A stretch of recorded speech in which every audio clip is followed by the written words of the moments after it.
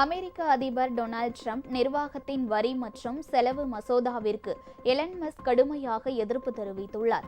தேர்தலில் தனக்கு ஆதரவு அளித்த எலன் மஸ்கை சிறந்த நிர்வாகத்திற்கான துறை தலைவர் என்ற சிறப்பு பதவியில் அதிபர் ட்ரம்ப் அமர்த்தினார். மஸ்க் இந்த பதவியில் 130 நாள் பணியாற்றுவதற்கு ஒப்புக்கொண்டிருந்தார். சில தினங்களுக்கு முன் அரசின் செலவினங்களை குறைப்பதற்காக ஆலோசனை வழங்கும் அமைப்பிலிருந்து விலகுவதாக எலன் மஸ்க் அறிவித்தார். இந்த நிலையில் ட்ரம்ப் நிர்வாகத்தின் வரி மற்றும் செலவு மசோதாவிற்கு எலன் மஸ்க் கடுமையாக எதிர்ப்பு தெரிவித்துள்ளார்.